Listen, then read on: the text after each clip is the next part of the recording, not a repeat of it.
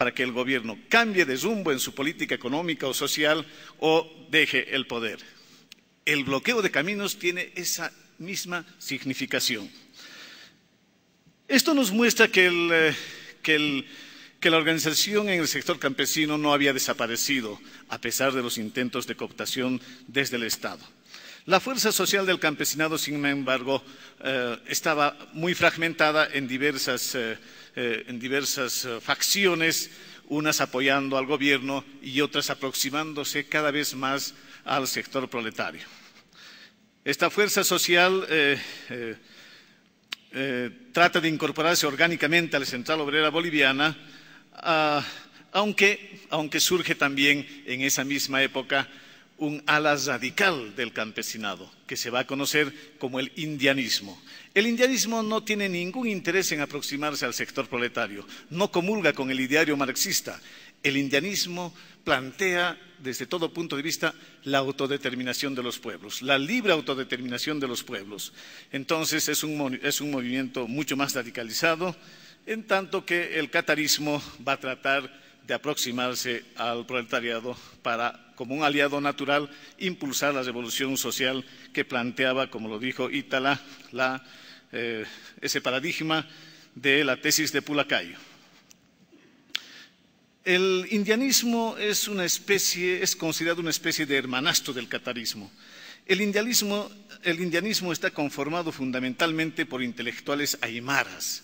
Son esos intelectuales que han logrado acceder a la educación superior como resultado del 52, de la revolución social del 52.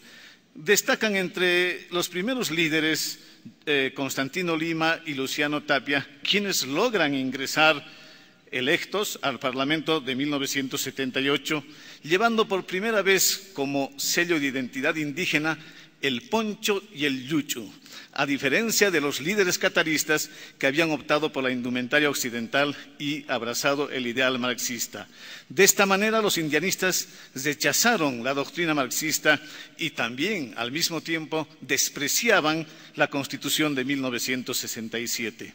Bebían, pues, de las fuentes de un indianismo puro que había sido pergeñado, construido por Fausto Reinaga, y a partir de esta visión del país, de un país autodeterminado, se dedicaban a redactar su propia versión de Carta Magna. Recuerdo que en el Congreso político indio del Tahuantinsuyo, que se llevó a cabo en la población de Tiahuanaco en 1982, jóvenes intelectuales aymaras como Germán Choque, Sebastián Mamani, Ramón Conde y otros jóvenes fundamentalistas desenterraron la consigna del ejército india y propugnaban la guerra contra los caras.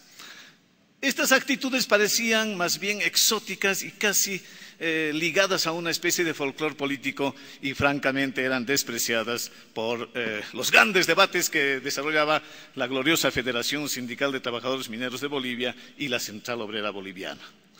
En 1982 se produce un congreso de reunificación campesina y ahí se va a fundar la Confederación Sindical Única de Trabajadores Campesinos de Bolivia y como resultado directo de esta acción, finalmente la Central Obrera Boliviana incorpora al sector campesino, pero todavía lo hace en una condición subalterna, es decir, como un aliado más del proletariado. Esto quiere decir que se cuidaban de dejar muy claro que la vanguardia revolucionaria seguía siendo el sector minero.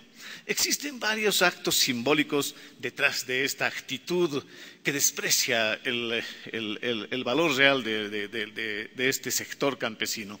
Yo recuerdo muy bien que en uno de esos congresos, uno de los dirigentes máximos de la Central Obrera Boliviana llamó a Genaro Flores, que era el máximo dirigente de la Confederación, y le pidió que vaya a comprar cigarros. No lo hacía porque no había gente que pudiera cumplir este mandato, no. Era una clara señal para saber quién era el dueño de la situación revolucionaria en el país. Sin embargo, aquí estamos ya con un movimiento que busca una identidad propia. Y lo vamos a encontrar un poco más adelante con una movilización bastante singular. En 1990, las organizaciones indígenas de las tierras bajas protagonizan la Marcha por la Dignidad y el Territorio, que como resultado impone al gobierno en los hechos el reconocimiento de los territorios comunitarios de origen. Curiosa acción exitosa que viene de un sector poco politizado, poco ideologizado y que sin embargo es capaz de arrancarle al gobierno estos decretos supremos. El decreto supremo 22.609 reconoce como territorio indígena del pueblo sirionó. El pueblo sirionó son 2.000 habitantes. El área tradicionalmente ocupado y delimitado por los 36 mojones naturales en el Eviato, cerca de Trinidad, y un área de 30.000 hectáreas en el Monte San Pablo. El otro decreto supremo 26.610 reconoce al Parque Nacional Isiboro-Sécure como territorio indígena de los pueblos mojeño, Yuracaré y Chimán. Todas estas identidades políticas no sobrepasan los 3.000 habitantes y, sin embargo, habían logrado lo que los campesinos de la Confederación Sindical Única, que sumaban la mitad de la población boliviana, 3,5 millones, jamás habían logrado arrancarle algo semejante al gobierno. Los líderes de las organizaciones sociales de los pueblos indígenas del Beni, Ernesto Noé, Tomás Ticuazu, José Guasebe, Marcial Fabricano, Antonio Cosruna y Humberto Crespo, suscribieron un documento que en sus partes salientes señala: nuestra marcha por el territorio y la dignidad duró 34 sacrificados días, recorriendo más de 600 kilómetros desde Trinidad hasta la sede de gobierno en La Paz. Pudimos conseguir los decretos supremos que nos restituyen nuestros territorios y sientan las bases para que seamos tratados como bolivianos que somos y no como ciudadanos de segunda categoría. A partir de este momento se crea un nuevo imaginario que va a unificar los anhelos, las reivindicaciones del sector campesino y el sector indígena. El sector campesino va a aproximarse más al sector indígena, va a dejar de lado las veleidades proletaristas que le habían consumido la mitad de su tiempo. Esta nueva dinámica se concreta en acciones que van a articularse con los movimientos asistémicos que han surgido en el país en esta coyuntura. Es decir, a partir de la Marcha por la Dignidad y el Territorio, cada vez son más los pedidos para incorporar las demandas de una asamblea constituyente que pueda refundar el país. A esto se suma esta dinámica de los movimientos antisistémicos que protagonizan lo que nosotros conocemos como la Guerra del Agua, que tiene el objetivo de expulsar a las transnacionales que explotan este líquido vital.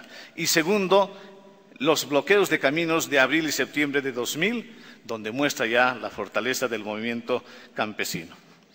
El 2002 se produce la emergencia de los movimientos sociales urbano-populares,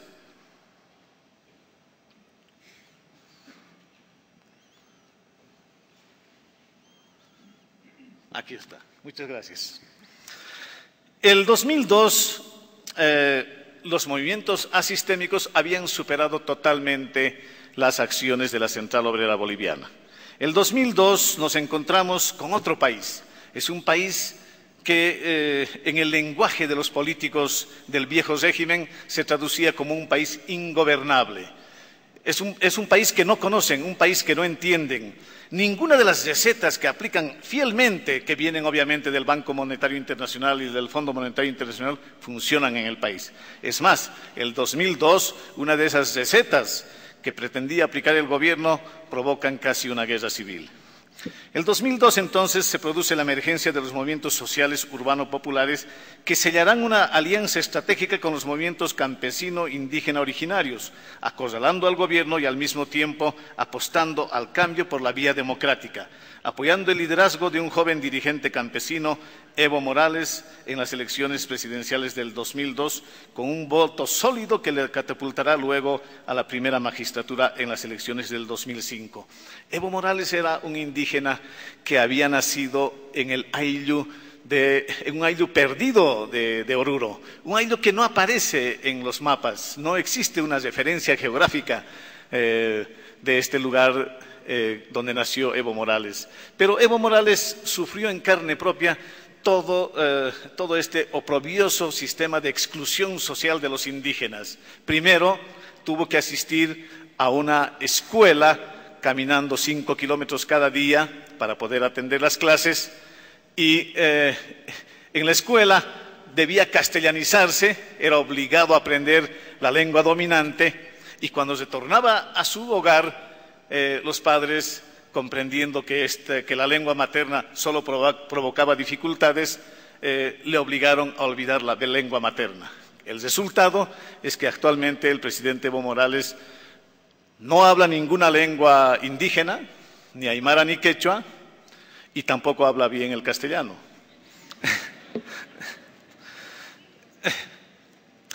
Pero Evo Morales es como cualquier indígena del occidente. De su ayllu de origen debe emigrar una vez que concluye el bachillerato. Obviamente, siguiendo los protocolos de rigor, todo bachiller del área rural o del área urbana, para graduarse como bachiller, para tomar el título, debe fotografiarse con un traje y con una corbata, como la que estoy vistiendo ahora en este momento. Y es la única foto que tenemos de Evo Morales con traje y corbata, y con una melena muy grande, de acuerdo a la época. Pero después debe buscar su sustento. Y Evo Morales, qué curioso, es un colonizador. Es decir, se inscribe como colono en los registros del Estado para lograr una dotación de tierra en el Chapare. Obtiene la parcela y se dedica a sembrar la coca. Ese es el presidente Evo Morales en sus inicios. Ese es el presidente Evo Morales que luego tendrá acceso a la primera magistratura en las elecciones del 2005 con el 52% de votación. Los viejos presidentes del antiguo régimen gobernaban con el 32%, con el 28%, y eso explica por qué tenían que hacer coaliciones que en algunos casos, como dijo un dirigente del movimiento de izquierda revolucionaria, le obligaron a cruzar, a establecer puentes sobre ríos de sangre. Cuando Jaime Paz Zamora se alió con su antiguo verdugo, el dictador Hugo Banzer Suárez. El hecho de el ascenso meteórico de Evo Morales fue calificado por propios y extraños como el fenómeno Evo, para dar a entender lo singular del hecho político. Varios intelectuales de izquierda latinoamericana han analizado la elección de Evo Morales de la siguiente manera. Dice Wallenstein, Morales es un aymara, la primera persona indígena elegida presidente de Bolivia, donde más de un 60% de la población es indígena. Esto es un triunfo social y político, incluso una revolución social y, en todo caso, justicia social.